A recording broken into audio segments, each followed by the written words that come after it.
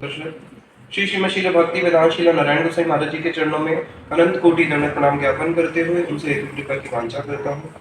समस्त रूपानु गुरुवरों के चरणों में अनंत कोटि दंडवत प्रणाम ज्ञापन करते हुए सबसे हेतु कृपा की वांछा करता हूँ। आप सब भक्तों को मेरा इसलिए भी प्रणाम स्वीकार हो। हरे कृष्ण।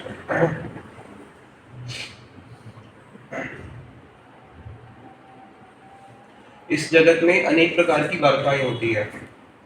श्रील स्वामी महाराज जी जब भागवतम में वो प्रसंग आता है जो 6 प्रश्न पूछे, तो वहां पे श्रील स्वामी महाराज जी अपने उसमें लिखते हैं परपट में कि जो पूरा जगत है ये क्वेश्चन आंसर से बना है। इस जगत में अगर आप देखो जितनी भी हमारी सुबह से लेकर शाम तक सारी वार्तालाप होती है, किस बेस पे होती है? Question answers. प्रभु जी आप कब आ रहे हो, प्रभु जी आप कब जा रहे हो, प्रभु जी आज खाने में क्या बनेगा, जन्माष्टमी में क्या होगा। जितने भी सारी वार्ताएं किसके रूप में है? प्रश्न और उत्तर के रूप में। लेकिन वास्तविक में कौन सा प्रश्न और कौन सा उत्तर है जिससे जीव का मंगल होता है? बताया कृष्ण वार्ता। कृष्ण वार्ता बिना और असद वार्ता बोली जान से वैश्या अति भयंकारी। वैश्या क्या करती है? किसी भी व्यक्ति का धन चोरी कर लेती है, उसका धन खींच लेती है। तो श्रील प्रभुपाद जी बोलते हैं कृष्ण वार्ता बिना अन्य असद वार्ता बोली जान। कृष्ण वार्ता को छोड़ के जगत की जितनी भी वार्ता है वो सब कैसी वार्ता है? असत। असत और सत में क्या अंतर होता है? सत मतलब अमृत और असत मतलब विष। तो कृष्ण वार्ता को छोड़ के जगत की जितनी भी वार्ता है वो क्या है? वो विष के समान है। अगर कोई विष को पान करे उससे उसका मंगल होगा। विष को पान करने से तो मरेगा। और कोई विष को पान करता है तो कैसे मरता है? एकदम से नहीं मरता। कैसे मरता है? तड़प तड़प के मरता है ना। तो हम लोग क्योंकि वृत्ति कैसी है कि हम लोग इस जगत के अंदर विष का ही पूरा जीवन अनंत अनंत कितने जीवन हो गए उसका पान करते रहते हैं। और हम पे कृपा करने के लिए भगवान ने गुरु वैष्णवों को इस जगत में भेजा। गुरु वैष्णव इस जगत में क्या लेके आते हैं? कृष्ण कथा लेके आते हैं। इसलिए बताया कि सबसे बड़ा दानी कौन है? गोपियां गोपी गीत में क्या कहती है? तब कथा अमृतम तप्त जीवनम। कि कृष्ण आपकी कथा कैसी है? अमृत के समान है। और तप्त जीवनम, और हम सब लोगों का जीवन कैसा है? ये पूरा का पूरा संसार दामन इसमें तप्त हो रहे। तप्त जीवनम कवि विरड़ित कल्मशाप हम। कल्मशों को खत्म करने वाला है। भूरी दा जला। इस जगत में सबसे बड़ा दानी कौन है जो क्या करता है? कृष्ण कथाओं का दान करता है। और हम लोगों का इतना सौभाग्य कि हम ऐसे गुरु के पास आए जो इस जगत में केवल कृष्ण कथा का ही दान करने के लिए आए हैं। उनका और कोई इस जगत में कोई प्रयोजन नहीं है। गुरुदेव बोलते थे कि मैं इस जगत में केवल किस लिए आया हूँ? गुरुदेव बोलते थे मेरा सिर्फ एक ही प्रयोजन है कि किसी के हृदय के अंदर राधा कृष्ण की कथाओं को सुना के उसके हृदय के अंदर राधा कृष्ण को बिठा देना, यही एकमात्र गुरु का कार्य है। गुरु का और कोई कार्य नहीं है। तो इसलिए हम लोग आज से कृष्ण जन्माष्टमी के उपलक्ष्य में नंद उत्सव तक 4 दिन रोज कृष्ण कथा सुबह शाम श्रवण करेंगे और कीर्तन भी करेंगे। सुबह मैं कथा करूंगा, शाम को आप लोग कथा करेंगे। तो अभी हम भगवान श्री कृष्ण और भगवान विष्णु में तत्वता तो कोई भेद नहीं है, लेकिन अगर रस दृष्टि से देखा जाए तो भगवान कृष्ण में 4 गुण और एक्स्ट्रा है। कौन कौन से? वेणु माधुरी, लीला माधुरी, रूप माधुरी और प्रेम माधुरी। तो आज हम श्रवण करेंगे भगवान श्री कृष्ण की रूप माधुरी, कल उनकी श्रवण करेंगे वेणु माधुरी और परसों श्रवण करेंगे लीला और प्रेम माधुरी। तो भगवान श्री कृष्ण के रूप के बारे में चैतन्य चरितामृत में बड़ा ही सुंदर वर्णन आता है। शून्य बांधव कृष्ण र माधुरी जार लोभ मोर मन छाड़ी। चैतन्य महाप्रभु बोल रहे हैं अरे शून्य बांधव कृष्ण र माधुरी, कृष्ण की माधुरी सुनो कैसी है। जार लोभे मोर मन छाड़ी, जिसके चक्कर में मेरे मन ने छाड़ दिया। क्या छोड़ दिया? लोक वेद धर्म। जब कोई व्यक्ति भगवान कृष्ण की उस माधुरी के प्रति आकर्षित होता है तो वो संसार के वेद और धर्म की किसी भी प्रकार की कोई अपेक्षा नहीं रखता। एक गोपी दूसरी गोपी को कहती है अरे देख तू कृष्ण का नाम ज्यादा मत सुना कर, तू कृष्ण की बंसी ध्वनि जब बजे अपना कान बंद कर लिया कर। क्यों? क्योंकि समाज के अंदर लोक लज्जा का भी तो भय होता है। और सारे के सारे ब्रज में तेरी क्या हो रही है? जगह जगह पे चर्चा हो रही है कि ये तो कैसी है, अन्य पुरुष के प्रति पागल होती है। तू तो शादीशुदा है, तेरी सास है, तेरे ससुर है, तू अच्छे कुल की है। तो वो गोपी कहती है एक बात बता कि इस संसार का जो लोक का जो धर्म है, लज्जा, अच्छे कुल में जन्म लेना, कुलवती हूँ, ये सारा का सारा कैसा है? ये सारा एक टूटे हुए कांच के समान है और कृष्ण सोने के समान है। तो कोई सोने के पीछे भागेगा या टूटे कांच के पीछे भागेगा? अगर सामने सोना हो, टूटा कांच हो, किसके पीछे भागेंगे? सोने को पकड़ेंगे। तो इसलिए संसार के लोक वेद धर्म उससे कुछ लेना देना होता नहीं है। योगी हैया हई का भिखारी, चैतन्य महाप्रभु कह रहे हैं कि मेरा मन जब कृष्ण की माधुरी को सुनने के बाद इतना लोभ उसके पीछे हो गया कि वो संसार के उसने लोक धर्म को त्याग दिया। संसार के लोक धर्म को त्यागने के बाद मेरा मन जो है योगी बन गया, और योगी बनने के साथ वो क्या करता है? योगी तो भिखारी होता है, भिक्षा मांग के अपना जीवन यापन करता है। फिर मेरे मन रूपी योगी ने क्या किया? उसने दीक्षा देनी शुरू करी। उसने देखा कि मैं शिष्य बनाता हूँ, योगी होते हैं ना, शिष्य बनाते हैं। तो उसने देखा कि मैं शिष्य बनाता हूँ जो मुझे भजन में मदद करेंगे। हमारे संप्रदाय में अगर कोई दीक्षा बनाता है, दीक्षा देता है, उसका उद्देश्य क्या होता है? हम लोग गोष्ठानंदी है ना, घोष बना के भजन करते हैं। तो मैं अब शिष्य बनाता हूँ, तो मन ने सबसे पहला शिष्य किसको बनाया? 10 इंद्रिया शिष्य करी, महाबौल नाम धरी। मेरे मन ने क्या किया? अपनी 10 इंद्रियों को शिष्य बना लिया। 10 इंद्रियां कौन कौन सी? 5 ज्ञान इंद्रियां और 5 कर्म इंद्रियां, उनको अपना शिष्य बना लिया। और इस योगी का नाम क्या हो गया? मन का इसका नाम हो गया, जब ये योगी बन गया, इसका नाम हो गया महाबाउल। बाउल किसको बोलते हैं? पागल। और इसको क्या बोल रहे हैं? मेरा मन क्या बन गया? महापागल। इस योगी का नाम क्या बन गया? महापागल। जब इस मन ने क्या किया? कृष्ण की उन कथाओं को सुनना शुरू किया। उसके बाद शिष्य लैया करी लागा मन, मोर देह स्वसदन, विषय भोग महाधन। उसके बाद उसने क्या किया? अपने शिष्यों को लेके, ये जो मन है जिसने नाम धारण कर लिया महाबाहुल, पागलों की तरह घूमता है, इसका नाम ही पागल हो गया। ये पागल मन ने क्या किया? अपने सब शिष्यों को लेके चला गया। कहाँ पे चला गया? वृंदावन चला गया। और वृंदावन में जाके क्या करता है? जितने भी संसार के भोग हैं, जिसको लोग महाधन के रूप में, महासंपत्ति के रूप में देखते हैं, उसने उन सबको त्याग दिया। और क्या करता है? सबे छाड़ी गेला वृंदावन, संसार के सारे भोगों को त्याग के मेरा मन अपने 10 शिष्यों को लेके कहाँ पे चला गया? वृंदावन चला गया। तो अभी प्रश्न है, अगर वृंदावन चला गया तो फिर वृंदावन में जीवन निर्वाह कैसे करेगा? तो बोला कि मेरे मन ने देखा कि वृंदावन में ही रहूंगा, अब तो मैं योगी हूँ, मैं भीख मांगूंगा। तो मेरा मन अब क्या करता है? जगह जगह पे जाके भिक्षा मांग के अपना जीवन यापन करता है। क्या भिक्षा मांगता है मन? उसने 10 शिष्यों को, अपने 10 इंद्रियों को शिष्य कर लिया। अब वृंदावन में रहने लगा मन मानो वृंदावन चला गया। अब मन जो है भिक्षा में क्या मांगेगा? रोटी कपड़ा मकानी तो मांगेगा नहीं। क्या मांगता है? कह रहे हैं कृष्ण गुण रूप रस, गंध शब्द स्पर्श, से सुधा स्वादय गोपी गण। गोपियां दिन रात क्या करती हैं? कृष्ण गुण, कृष्ण के गुणों का आस्वाद करती है, कृष्ण के रूप का आस्वाद करती है, कृष्ण के रस का आस्वाद करती है, कृष्ण की जो अंग गंध है उसका स्वाद करती है, और कृष्ण का स्पर्श जो 5 इंद्रियों से उनके 5 इस वस्तु का स्वाद करती है। अब दिन रात ये जो सुधा है, कृष्ण का नाम रूप गुण स्पर्श गंध सब क्या है? अमृत के समान है। इसका दिन रात गोपियां क्या करती है? आस्वादन करती है।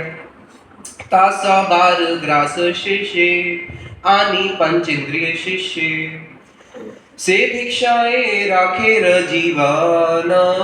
अब चैतन्य महाप्रभु कह रहे हैं कि मेरा जीवन की रक्षा कैसे होती है? इस मन रूपी योगी की। इसने देखा कि मैं उन गोपियों के द्वार पे जाके उनसे कुछ ग्रास अवशेष ले लूंगा। जैसे किसी व्यक्ति ने भोजन किया, भोजन करने के बाद थोड़ा सा रह जाता है, फिर वो क्या करता है? उसको फेंक देता है। और देखे ना भिखारी होते हैं वो क्या करते हैं?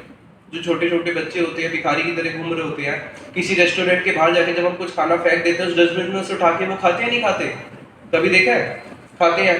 तो उसी प्रकार से मेरा मन क्या करेगा? ता सबार ग्रास शेषे, आनी पंच इंद्रिय शिष्य। मेरे तो पंच इंद्रियां जो है 5 शिष्य हैं। तो मेरे शिष्य क्या करते हैं? जाके जो गोपियों का बचा हुआ ग्रास है, जो उनका बचा हुआ जो अमृत है, उसको उठा के मेरे पास लेके आते हैं, और उसी भिक्षा से मेरे जीवन की रक्षा होती है। इसका मतलब ये मन की स्थिति होनी चाहिए कि मन कहाँ पे चला जाए? अपनी शिष्यों को लेके वृंदावन में चले जाता है। और ये सारी इंद्रियां फिर क्या करती है?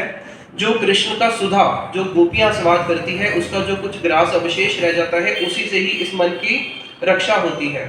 इसलिए बताया है नरोत्तम दास ठाकुर जी ने प्रेम भक्ति चंद्रिका में, मनेर स्मरण प्राण मधुर मधुर धाम, कि मन का मनेर स्मरण प्राण, मन के प्राण क्या है? जैसे शरीर के प्राण क्या है? अन्न। बिना अन्न के शरीर जीवित नहीं रह सकता। तो मन का प्राण क्या है? मनेर स्मरण प्राण मधुर मधुर धाम।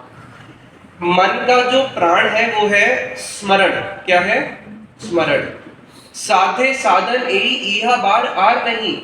श्री नरोत्तम दास ठाकुर जी बोलते हैं हमारा साधे भी यही है और हमारा साधन भी यही है। क्या साधन है हमारा? मन का साधन क्या है? अभी हम भारी रूप से मंगल आरती भी आते हैं, शाम की आरती भी आते हैं, सेवा भी करते हैं, नाम जप भी करते हैं, आनिक भी करते हैं, ये सारी शरीर की क्रिया, ठीक है। लेकिन जब श्रीला प्रभुपाद जी ने नाम दिया कृष्णा भावना अमृत, अब भावना शरीर की किसी अंग में भावना आती है? आंख में भावना आती है या हाथ में भावना आती है? नहीं, भावना कहाँ पे आती है? मन में आती है। तो कह रहे हैं कि मन का प्राण क्या है? स्मरण। मनेर स्मरण प्राण मधुर मधुर धाम। साधे साधन यही इहा बार आर नहीं, यही सर्व विधि सार। सारी विधियों का सार ही यही है कि दिन रात मन से क्या करना है? साधन और साधे यही है, स्मरण करना है। किसका स्मरण करना है? कृष्ण नाम रूप गुण लीला, इसका स्मरण करना है। ये ही हमारे गौड़िया वैष्णवों का रूपानुग साधन है। अब गोपियां जो हैं, गोपियां किस प्रकार से कृष्ण की उसका स्वाद करती है, उसको हम श्रवण करते हैं।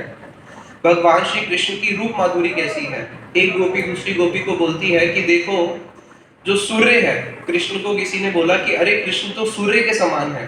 तो सखी बोली अरे देख, कृष्ण का रूप सूर्य के समान कैसे तुलना कर सकते हैं? सूर्य रहता है आसमान में, कृष्ण कहाँ पे रहते हैं? धरती पे। अगर हाथ में तराजू लो, तराजू में एक तरफ आप भारी वस्तु रखो और एक तरफ हल्की वस्तु रखो, तो भारी वस्तु तो नीचे रहेगी और हल्की वस्तु बिल्कुल ऊपर उठ जाएगी। अगर तराजू में आपने यहाँ पे 10 किलो का वो रखा और वो दूसरी तरफ एक सरसों का दाना रखा, तो वो तो पूरा हवा में चले जाएगा। तो कृष्ण और सूर्य में से ज्यादा तेजवान कौन हुआ? जो ऊपर है या जो नीचे है? जो नीचे है कृष्ण है। और बोला सूर्य तो क्या करता है? सूर्य बादलों से ढक जाता है।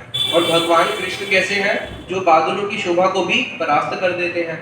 सूर्य रात को तो गायब, दिन में केवल अंधकार का हरण करता है, लेकिन कृष्ण तो दिन रात हमारा अज्ञान रूपी अंधकार का हरण करते हैं।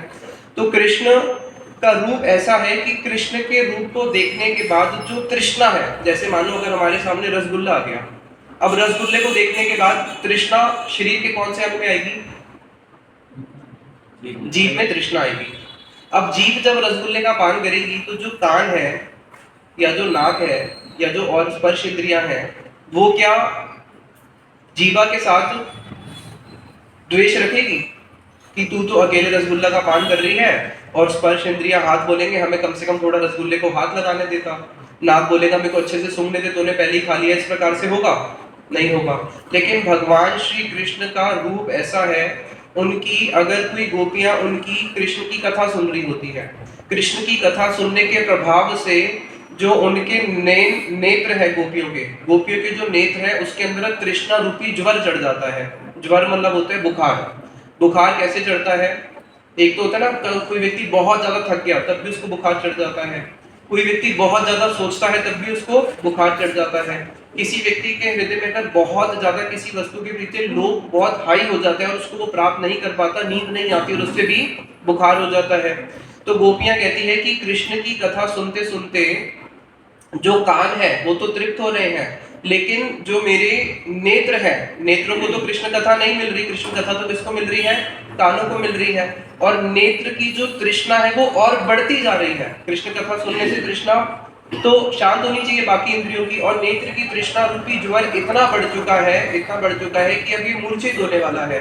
तो भगवान श्री कृष्ण का ऐसा रूप है जिसमें आगे बताते हैं कि जैसे कृष्ण की एक उपमा देते हैं ना, कृष्ण चंद्र, भगवान श्री कृष्ण का मुख कैसा है? कई जगह पे बोला कमल के समान है, कहीं पे बोला चंद्रमा के समान है। तो कृष्ण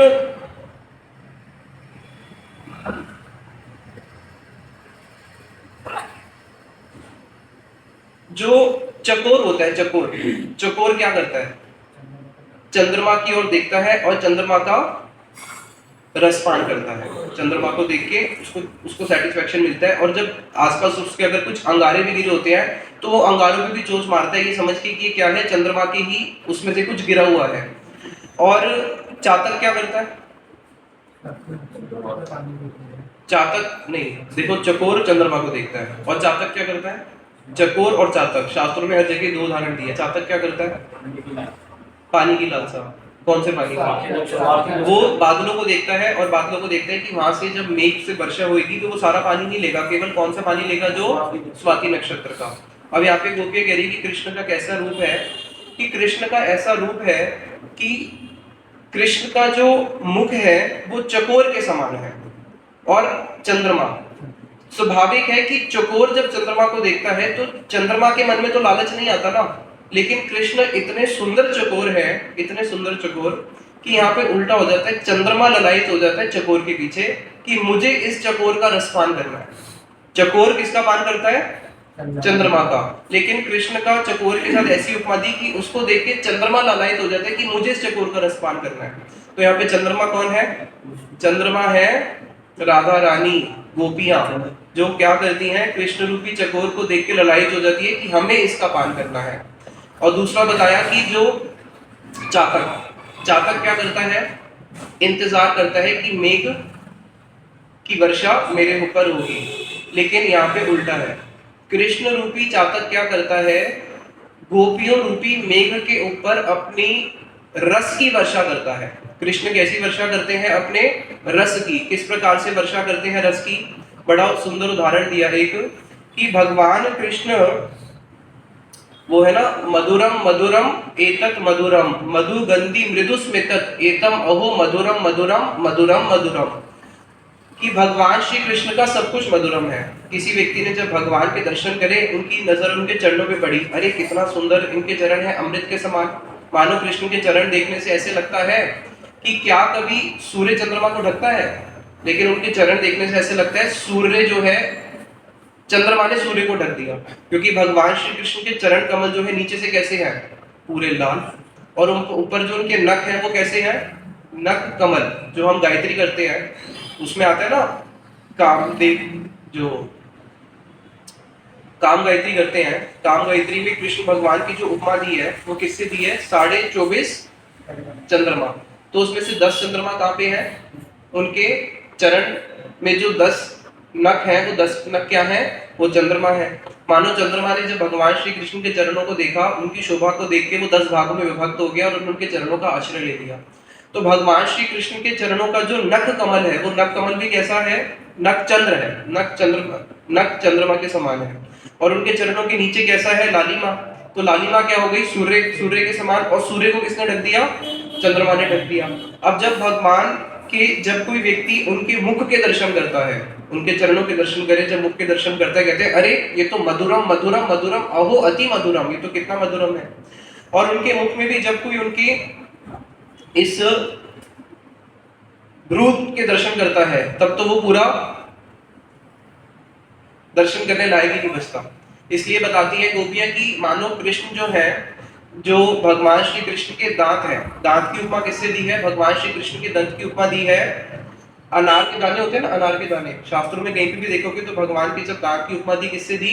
अनार के दाने से दी। अभी प्रश्न है कि भगवान के जो दांत है वो तो अनार के दाने के समान है, और उनका जो नासिका है वो किसके समान है? उसकी उपमा दी है शुक के समान। शुक होता है ना पक्षी, शुक पक्षी। अगर शुक के सामने आप अनार के दाने रखोगे, वो खाएगा या छोड़ देगा? वो तो खा लेगा। तो अब गोपियां कहती है कि इनके जो दंत पंक्ति है वो तो अनार के समान है, और कृष्ण का जो नख है वो किसके समान है? वो इसके समान है, शुक के समान। अभी प्रश्न है शुक खाता क्यों नहीं है? क्योंकि जस्ट कृष्ण के नख के ऊपर ये जो है ना भ्रूधनु, इसको गोपियां बोलती है कृष्ण की भ्रूधनु कैसी है? कामधेनु, मानो धनुष लेके खड़ा है।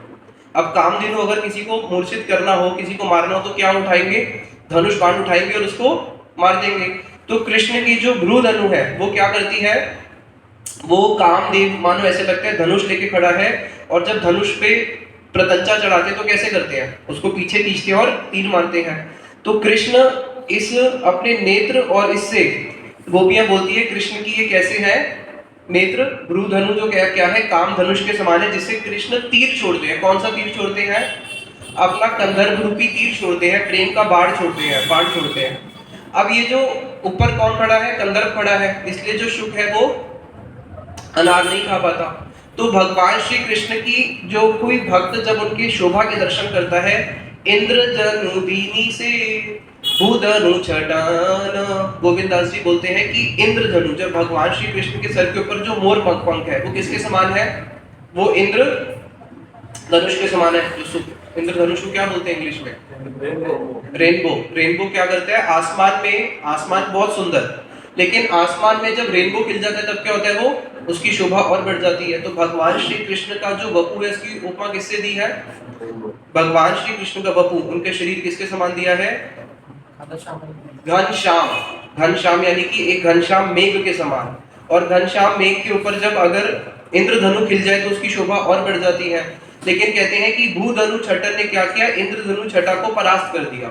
यानी कि भगवान श्री कृष्ण के सर के ऊपर जो मोर पंख है उससे भी ज्यादा शोभा किसकी है? उनकी भ्रूधनु की, जो क्या करती है? अपना काम करती है, गोपियों को परास्त करके, गोपियों को परास्त करके क्या करती है? अपनी दासी बना लेती है। गोपियां कहती हैं कि कृष्ण की बाकी अंग का तो कहना ही क्या, केवल उनकी छटा ही क्या करती है?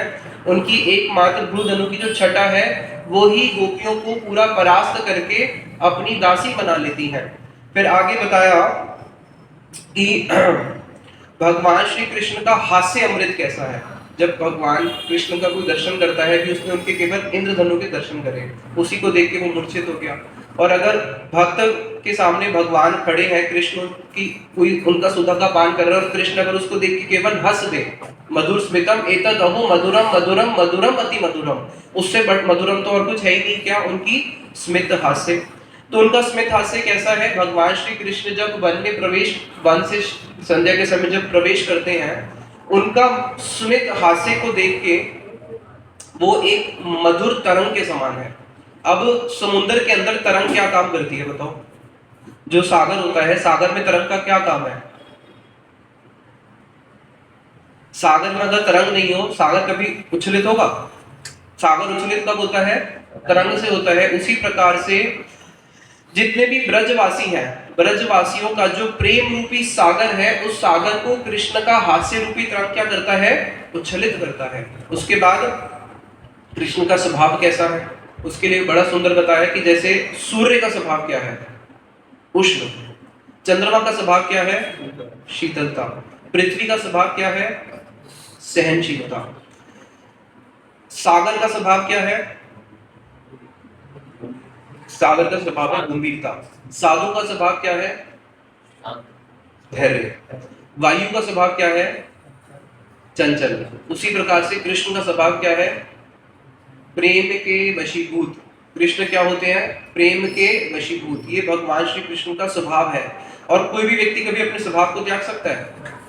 कोई भी व्यक्ति स्वभाव को नहीं त्याग सकता। तो कृष्ण का एक स्वभाव है क्या? कि वो प्रेम के वशीभूत है। फिर बताया कि भगवान श्री कृष्ण का इतना सुंदर स्वरूप है कि उनके उस स्वरूप को देख के इस जगत में अगर कोई व्यक्ति किसी भी स्वरूप को देखता है, उसको देख के कौन आकृष्ट होगा? मनुष्य को देख के मनुष्य तो आकृष्ट होगा ना। लेकिन कृष्ण के स्वरूप को देख के केवल मनुष्य ही नहीं, गोपियां नहीं, यहाँ तक कि जो पशु पक्षी हैं वो भी आकृष्ट होते हैं, नहीं होते? वेणु गीत में बड़ा सुंदर वर्णन आता है, गावश्च कृष्ण वेणु मुर्गत गीत पीयूषम उद्भित कर्ण कुटे पिबंतया, कि जब कृष्ण की बंसी ध्वनि बजती है तो जो गैया है वो अपने कान को ऐसे खड़ा कर लेती है और वो खड़ा करके क्या करती है? उस मधुर का पान करती है। जो बछड़ा है, बछड़ा जो दूध पी रहा होता है, दूध की धार भी रुक जाती है, बछड़े का मुख भी वहीं रुक जाता है और वो भी अपने नेत्र बड़े बड़े करके क्या देखता है? कृष्ण को देखता है। तो कृष्ण का ऐसा स्वरूप है, यहाँ तक कि जो पक्षी होते हैं, पक्षी भी क्या करते हैं? पक्षी ऊपर बैठ जाते हैं और बिल्कुल समाधि की दशा लगा देते हैं। पक्षी तो हमेशा चंचल में उड़ते रहते हैं, लेकिन जब ध्वनि बजती है वो भी बैठ के कृष्ण को देखते रहते हैं। तो कृष्ण का ऐसा स्वरूप है, यहाँ तक कि जो पशु पक्षी हैं वो भी कृष्ण को देखने के लिए क्या करते हैं? ललायत हो जाते हैं और एक कदम और आगे बढ़ गए कि अरे ये तो फिर भी समझ में आता है। लेकिन कृष्ण का ऐसा स्वरूप है कि उस स्वरूप को देखने के बाद जो गोपियां जब कृष्ण के दर्शन करती हैं तो गोपियों के मन में होता है कि अरे हम तो कृष्ण के दर्शन ही नहीं कर पा रही, और उनका मन में आता है कि हम तो स्थावर और जंगम के रूप में जन्म ले लें। जैसे जब कृष्ण के जो कर्ण युगल है, कृष्ण कौन से कर्ण पहनते हैं? कभी सुने? मरकत कुंडल, मकर कुंडल कीर्तन में भी आता है। तो उनके जो कुंडल है वो किसके समान है? मकर के समान है, मकर के आकार के। अब जब कृष्ण उनके मकर कर्ण युगल के दर्शन करती है, उनके कुंडल के, तो गोपियां देखती है कि अरे हमसे ज्यादा सौभाग्यवान तो कौन है, ये कुंडल है जो क्या कर रहे हैं, बार बार कृष्ण के गणों कपोल का बार बार चुम्बन करते हैं। जब उनकी विजंती माला देखती हैं तो विजंती माला देखने के साथ साथ में क्या होता है, विजंती माला को देखती है, अरे विजंती माला कितनी वो है जो कृष्ण का दिन रात आलिंगन करके रखती है। तो गोपियों के मन के अंदर, अरे जब हिरणी को देखती है तो क्या बोलती है कि देखो हिरणी और हम, कहाँ हमारी छोटे छोटे नेत्र और हिरणी के इतने बड़े बड़े नेत्र, कैसे वो कृष्ण के दर्शन करती है, हम तो कृष्ण के उस प्रकार से दर्शन भी नहीं कर पाती। तो वहां पे कृष्ण के दर्शन करने के बाद अनेक उस योनि में जन्म लेने का इच्छा कर जाती है। कृष्ण का ऐसा सौंदर्य है, जब कृष्ण के नेत्रों से दर्शन होते हैं तो मन करता है कि भगवान ने दो नेत्र ही क्यों दिए।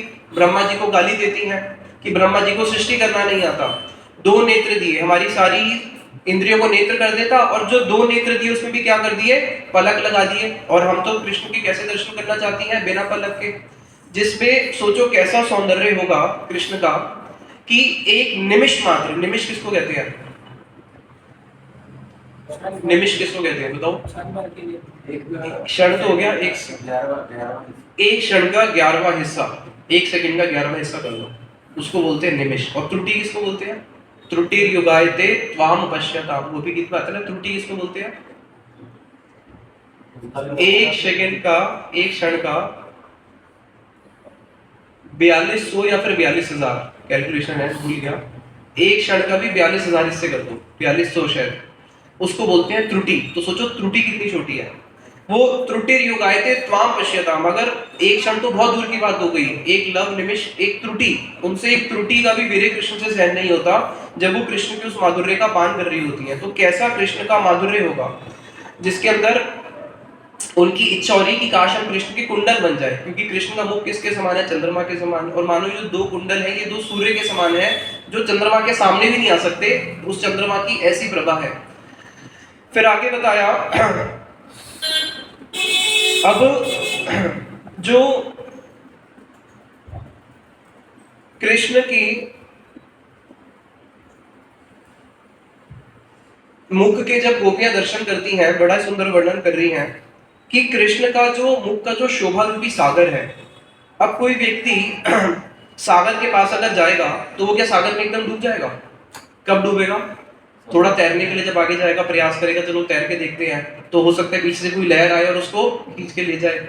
और कोई सागर में डूब जाए तो बचता है, सागर में तो कोई डूब जाए तो बचता नहीं है। तो कृष्ण का रूप सागर कैसा है, उसको गोपियां बता रही है कि कृष्ण का जो रूप सागर है, और सागर के अंदर तो देखे ना भंवरें पड़ती हैं गोल गोल, जिसमें व्यक्ति नीचे जाता रहता है। तो गोपियां कह रही कि देखो कृष्ण का रूप सागर कैसा है कि जो कृष्ण की भौएं हैं, मतलब ये है इसका मटकाना, जब कृष्ण गोपियों को देख के इसको हिलाते हैं, इस जगत में भी होता है, अगर कोई साधारण लड़की लड़के को देख के ऐसे हिला दे या लड़का लड़की को देख के हिला दे तो क्या होगा। भागवत में एक श्लोक आता है जिसमें बताया गया है कि मेरी माया कितनी प्रबल है, या करोति पादाक्रांतम भुवि जिब्रेण केवलम, जिसमें कपिल भगवान अपनी माता को बोलते हैं कि देखो मेरी माया कितनी प्रबल है, बड़े से बड़ा राजा जो पूरी पृथ्वी पे शासन करता हो, उस राजा को भी मेरी माया कैसे परास्त कर देती है। भ्रू जिम्रेण केवलम या करोति पादाक्रांतम, बड़े से बड़े राजा को भी अपने चरणों में के नीचे लाके रोन देती है मेरी माया, स्त्री रूपी माया, जो क्या करती है, भ्रू जिम्रेण केवलम, केवल ऐसा हल्का सा हिलाएगी इसको, हल्का सा। और बड़े से बड़ा राजा जो सारे राजाओं को परास्त करके एक छत्रपति राज बन चुका होगा, वो क्या हो जाएगा, वहां पे परास्त होकर उसके चरणों में आके उसका दास बन जाएगा। तो इतनी भगवान की प्रबल माया है। तो जब भगवान की माया जब उसकी इतनी शक्ति है, तो सोचो भगवान कृष्ण जो मायापति है, जो उस जगत के हैं, तो उस जगत का कैसा रूप और कैसा सौंदर्य होगा। जिसमें गोपियां कह रही है कि भगवान श्री कृष्ण का केवल जो ये मुंह का जो मटकाना है वो ही क्या है, उस बड़ी बड़ी भंवरें हैं जिसके अंदर जो गोपियां हैं उनका चित्ररूपी जो मीन है वो उसमें जाके आसक्त हो जाता है, और उसके बाद जब कोई सागर में चला गया फिर भी बच सकता है। लेकिन गोपियां बोलती है कि जो इनके कुंडल है, कृष्ण के कुंडल कैसे हैं, मरकत के समान। अब कोई अगर सागर में चले जाए और वहां पे बड़े बड़े मगरमच्छ आ जाए तो बच पाएगा।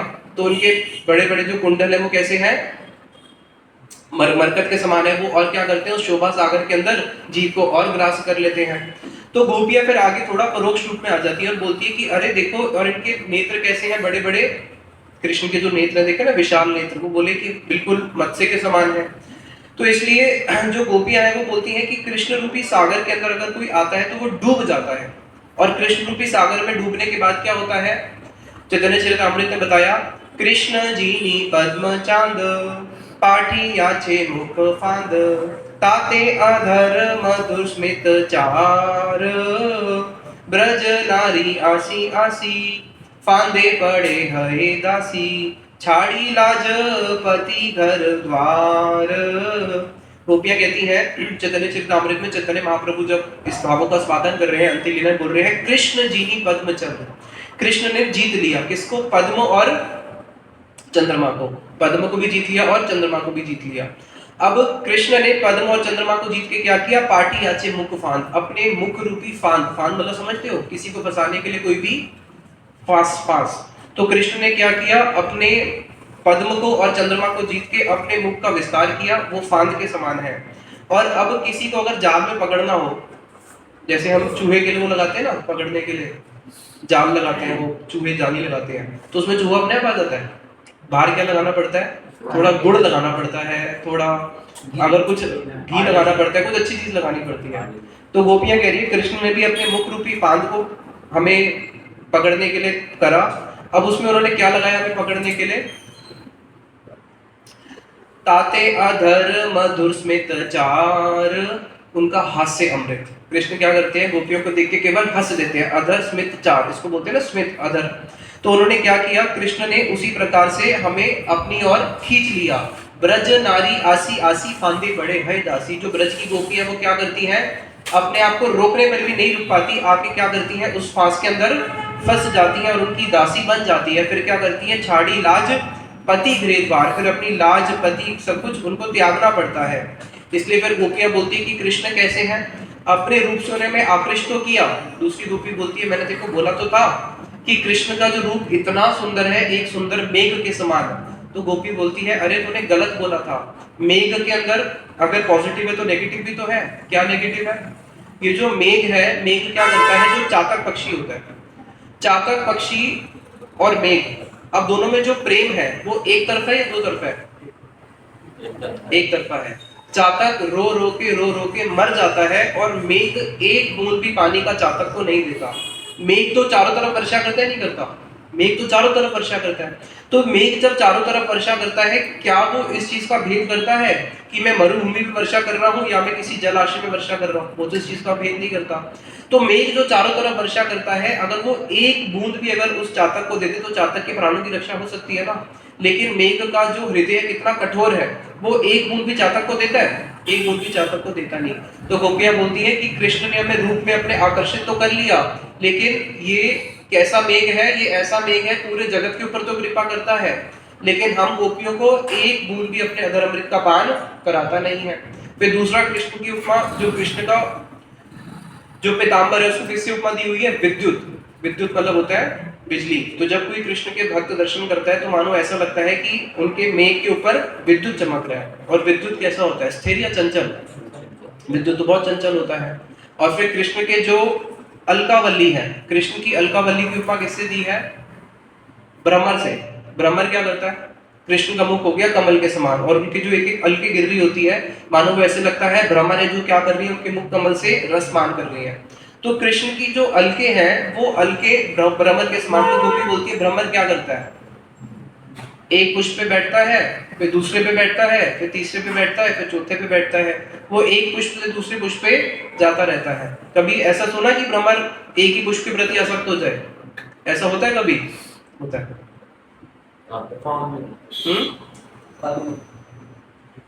भ्रमर जो है वो बहुत सारे पुष्पों का मकरंद पान करता है, ठीक है, लेकिन कभी कोई ऐसा विशेष पुष्प उसको मिल जाता है भ्रमर को, जिसका मकरंद इतना स्वादिष्ट होता है, इतना स्वादिष्ट कि वो उस मकरंद को भूल नहीं पाता। मकरंद तो अनेक अनेक पुष्प करता है, एक पुष्प पे बैठने का तो क्या पता अगले जीवन उस जीवन उस पे बैठे भी या ना बैठे। लेकिन कई बार उसको एक ऐसे पुष्प का मकरंद मिल जाता है जो इतना स्वादिष्ट होता है। कभी आप लोगों ने भी नोट किया होगा, हम मार्केट में सब्जी होती है, फल लेके खाते हैं, कई बार होता है फल बहुत अच्छा आ गया, तो मकरंद में भी ऐसा होता है कि किसी पुष्प का मकरंद भ्रमर पूरा जीवन भूल ही नहीं पाता, और फिर वो क्या करता है, बार बार उसी पुष्प को ढूंढ के उसके पास आता है। तो कृष्ण की उपमा थी भ्रमर से। अब भ्रमर क्या करता है, अनेक अनेक गोपियों के पास जाता है, कृष्ण भ्रमर है, लेकिन एक ऐसा पुष्प जिसका वो मकरंद नहीं भूल पाता, वो कौन है, श्रीमती राधा रानी। तो वहां पे गोपियां कहती है फिर आगे कृष्ण की जो, और क्या था इसमें, हाँ,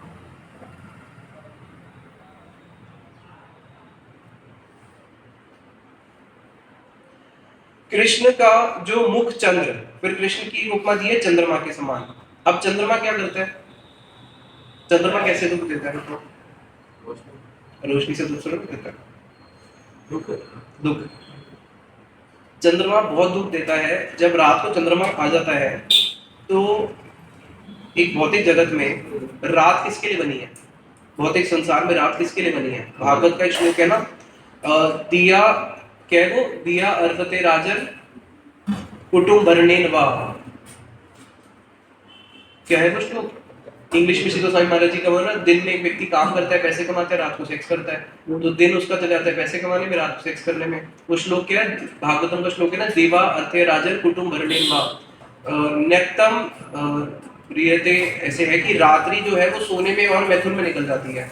तो रात्रि अगर भौतिक संसार में देखा जाए, कामुक पुरुष और रिश्ते के लिए रात्रि किसके लिए बनी है, जितने भी वो सीरियल आते थे, लव गुरु और ये सब रात्रि तो आते थे, दिन में सुनने आते थे एफएम पे, तो रात्रि बनी इसके लिए, भागवत में लिखा हुआ है कि रात्रि, वो श्लोक बड़ा सुंदर है, उसमें बताया कि रात्र बनी इसलिए, भागवत का वो श्लोक है, अभी याद नहीं आ रहा।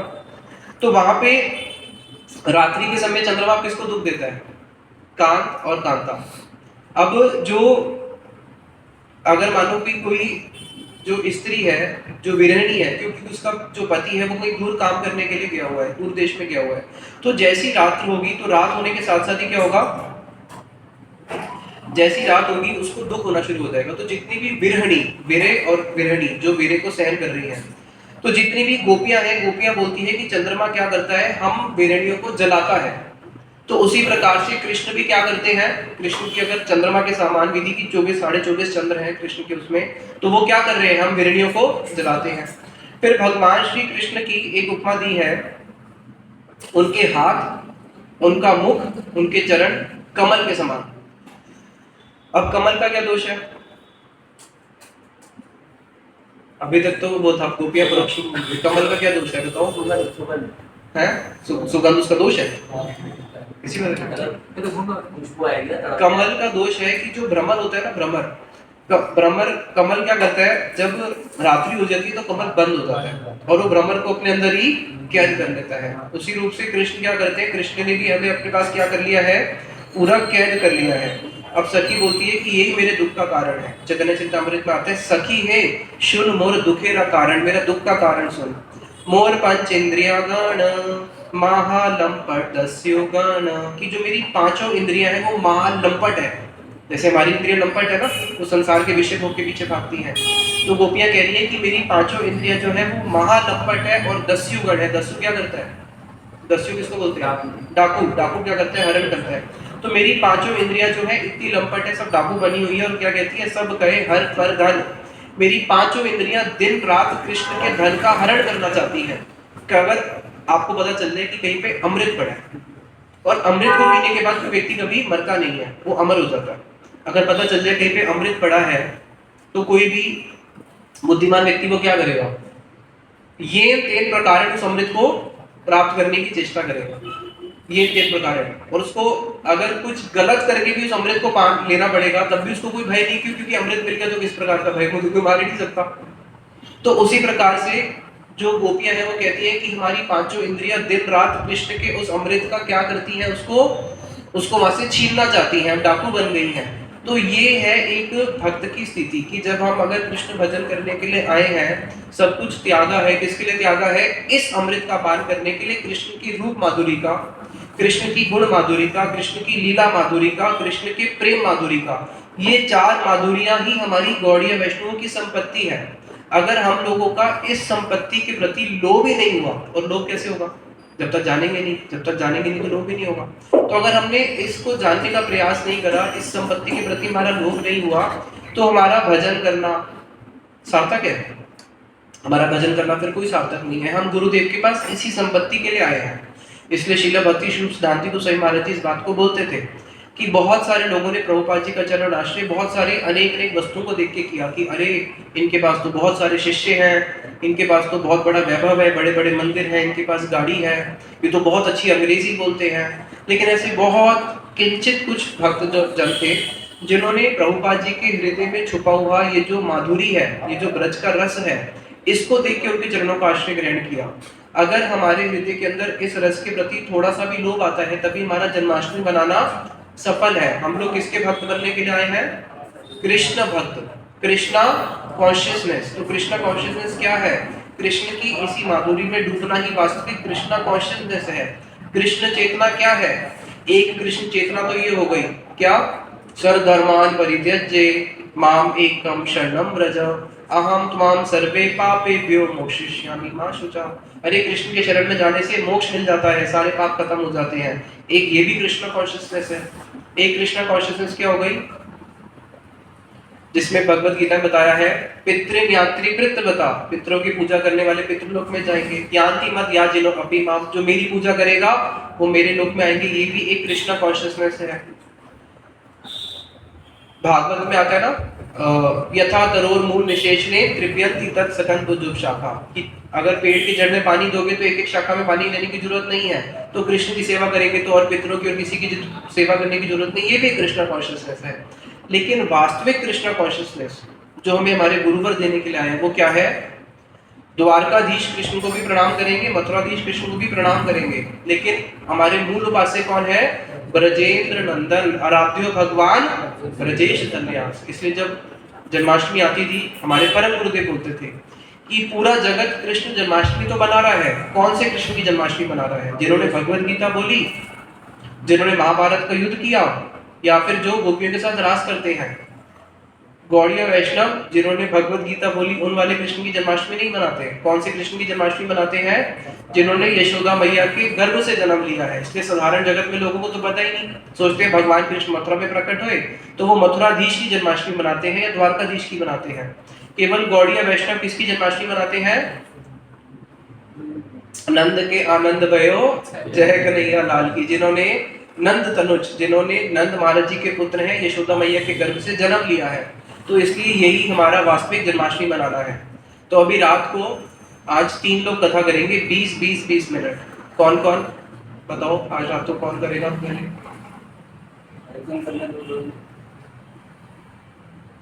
आप करोगे रात को 20 मिनट? नितेश प्रभु आप रात को 20 मिनट कथा करोगे? मनीष प्रभु आप भी रात को 20 मिनट कथा करोगे? और शुभम प्रभु आप भी। ठीक है, आप तीनों का नंबर आज। कल ब्रज प्रभु, केन प्रभु, वृंदावन प्रभु, आप तीनों कल शाम को कथा करोगे 20-20-20 मिनट। ठीक है, निताई गौर प्रेमानंदे हरि हरि बोल। पहले नंबर लगा लेते बढ़िया रहता ना, जब सबको करनी है। मैंने बोला किसी ने हाथ ऊपर नहीं करा, पहले हाथ ऊपर करोगे तो आपके बहुत सारे ऑप्शन से बोल लेंगे, और लास्ट में बोलोगे तो सारे ऑप्शंस खत्म हो जाएंगे ना, सब लोग बोलते रहेंगे।